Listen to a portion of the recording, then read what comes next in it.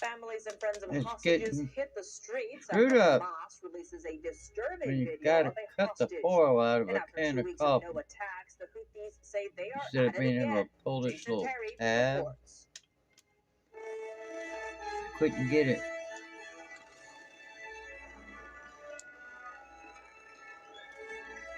This is NTD Evening News. That's From our gonna NTD be Global irritating. Headquarters in New York City, here is Tiffany Meyer. Good evening. For national security purposes, on economic prosperity, those you can find common ground. European conservatives have their eyes set on the June elections. From June 6th through June 9th, the European Union will hold parliamentary elections that will determine the next composition of the EU Parliament. But the Ukraine war is also center stage. I spoke with Matt Schlapp, the chairman of the American Conservative Union, and this is what he had to say about the Ukraine war. The biggest problem we have with aid towards Ukraine, there's a division amongst conservatives, whether this is wise or not wise. But I really don't think there's a division amongst people that are aware of what America has done in the past when they've got involved in conflicts. What's the plan? I also had the opportunity to speak with Mykola Shantu, the Director General of the Center for Fundamental Rights in Budapest, who's actually hosting CPAC Hungary this year, and he believes European conservatives will not support further arming Ukraine, as we saw the U.S. Congress approve last week. Instead, European conservatives, according to Mykola Shantu, would support a path to end the conflict in Ukraine. Reporting from Budapest, Hungary, Luis Eduardo Martinez, NTD News. Has the world forgotten October 7th, Israel's 9/11? Kelly Wright traveled to Israel to speak to survivors and hostages' family members.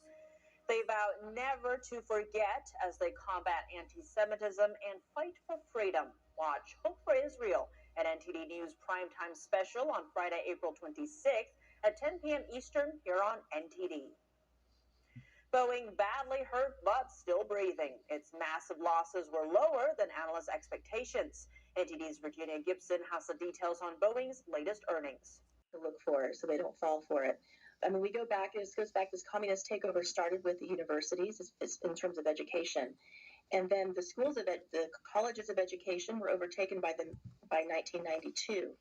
The teachers coming out then are reproducing this socialist framework to their students. And now we have the woke Marxist revolution, of course, with all the CRT, the queer Marxism.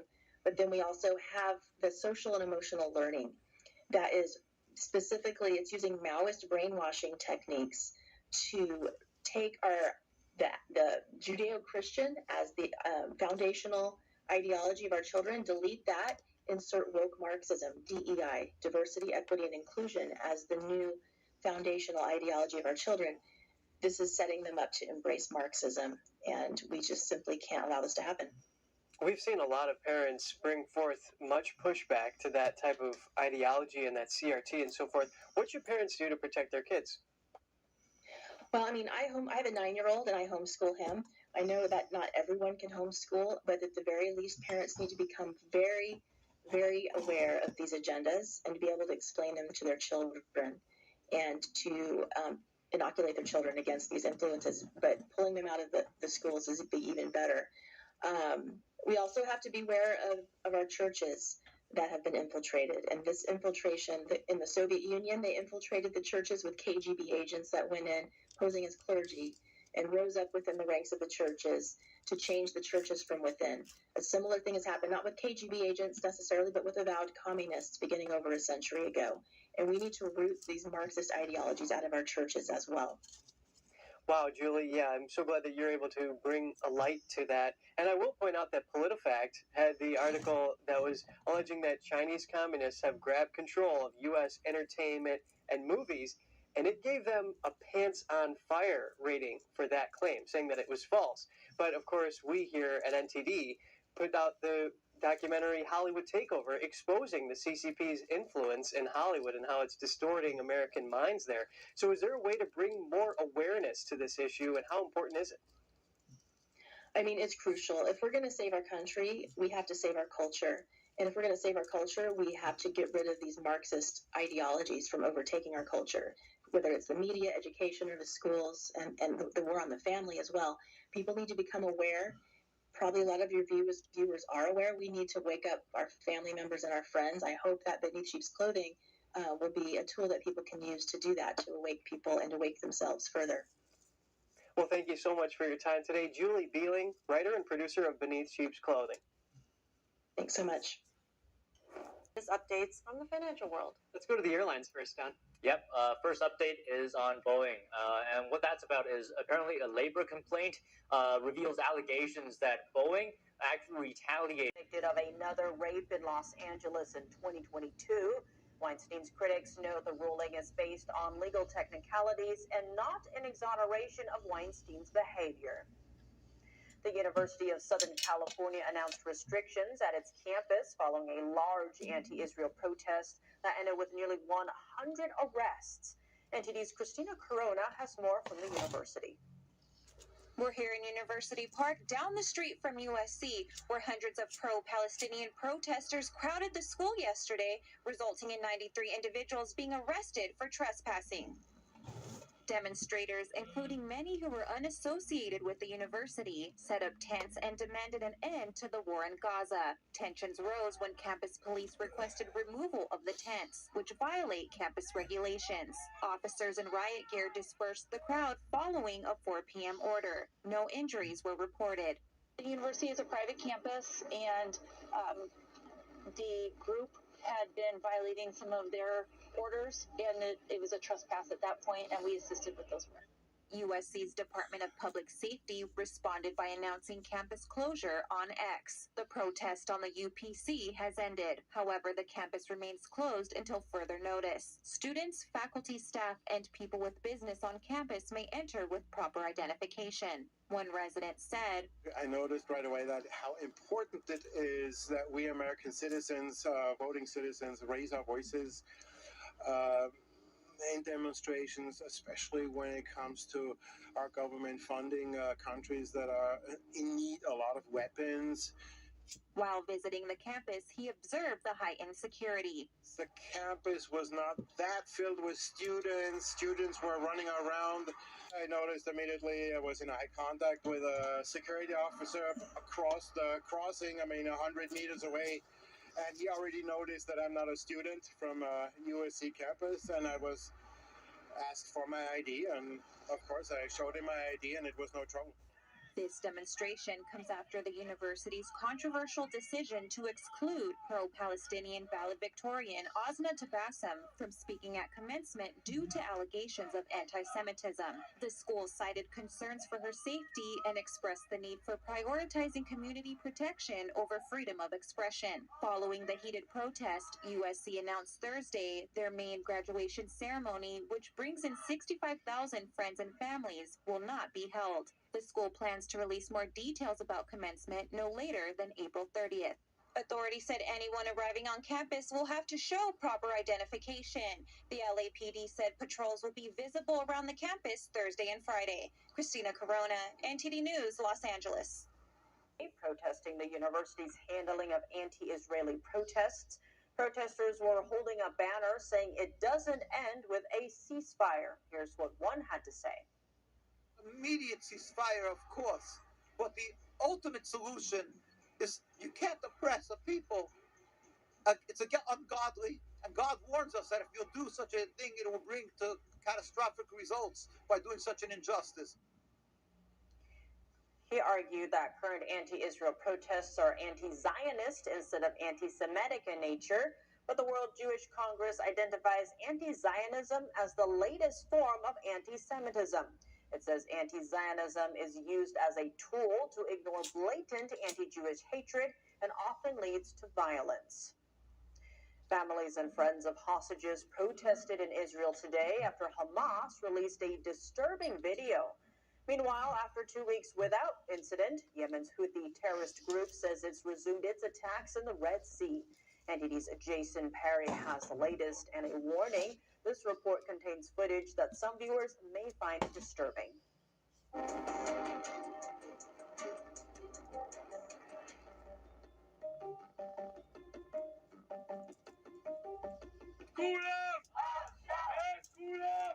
On Thursday, Thursday in Israel, families and friends of hostages protested and demanded that the Israeli government reach a deal to free the hostages. I understand that from the other end there is the Hamas terrorist organization. There is in war that doesn't want to bring back our people, and they are monsters. I know we are dealing with monsters, and I understand it's really hard. Also on Thursday, the United States and 17 other countries urged Hamas to release the hostages. This comes just a day after Hamas released a disturbing video of an Israeli-American hostage who was kidnapped on October 7th and is now missing part of his arm. In the video, he told his parents he loves them and misses them. And his parents sent this message See their shortly brutality? after the video was released. Hirsch, if you can hear this, we heard your voice today for the first time in 201 days. And if you can hear us, I am telling you, we are telling you, we love you, stay strong, survive. They also called on all parties involved in the ceasefire negotiations to reach a deal to free the hostages. On that same day, a Hamas official in Turkey said Hamas wants a complete end to the war before they will release the hostages. And when an Israeli government spokesperson was asked about a ceasefire deal on Thursday, he put the blame on Hamas. They walk away from any potential deal, even though Israel has really gone to extreme efforts to try and get our people home. Meanwhile, the Iran-backed Houthi terrorist group in Yemen continues to attack ships in the Red Sea that it says are linked to Israel and the United States.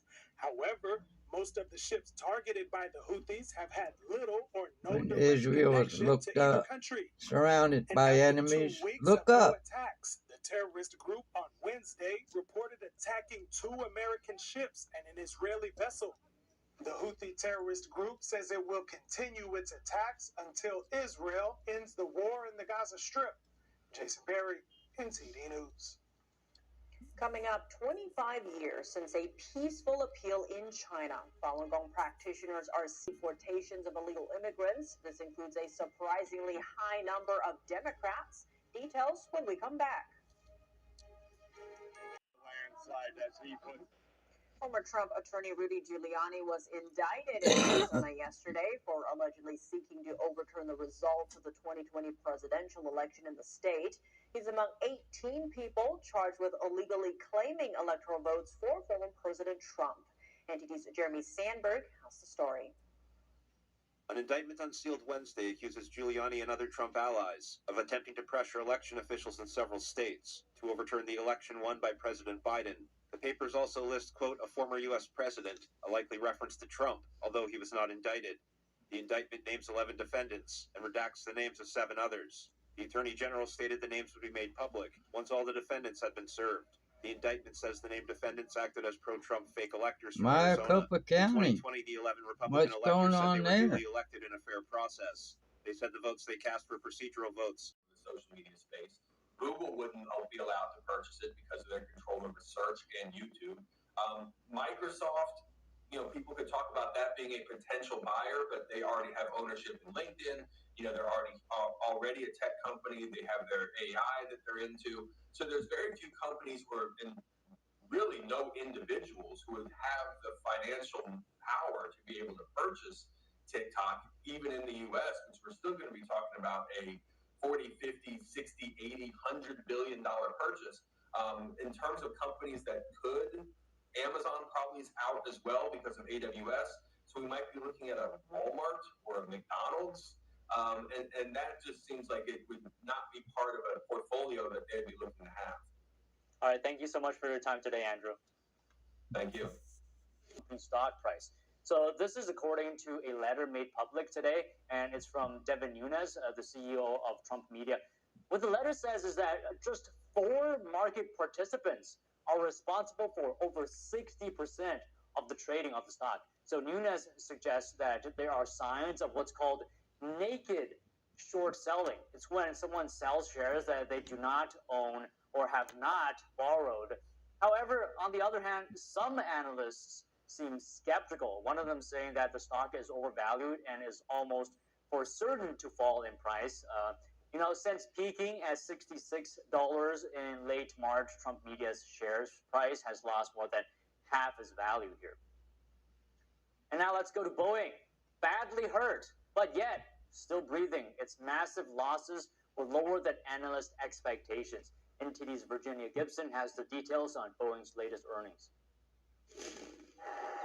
Boeing reported lower than expected losses as it deals with reputational damage. Widespread claims of a broken safety culture culminating in a door blowing off a plane mid-flight earlier this year. Its commercial airplane division lost $1.14 billion, nearly doubling the loss in the same quarter last year, but less of a loss than expected.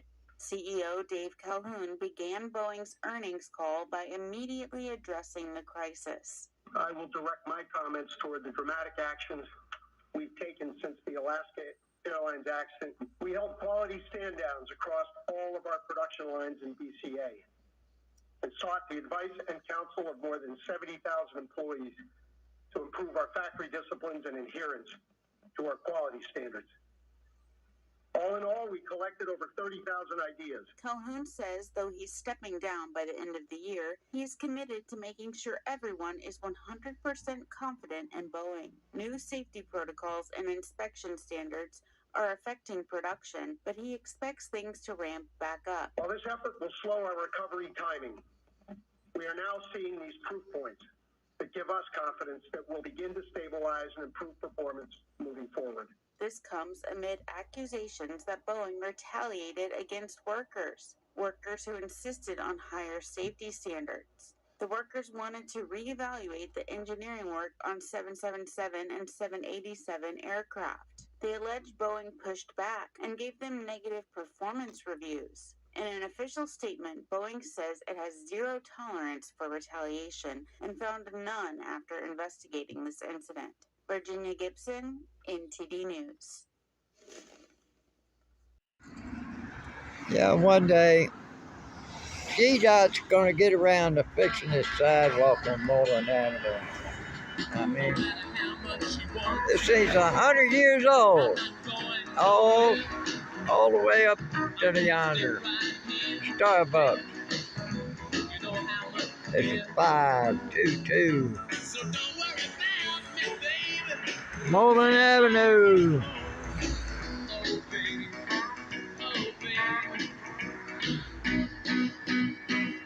$100 old. Feels nice too.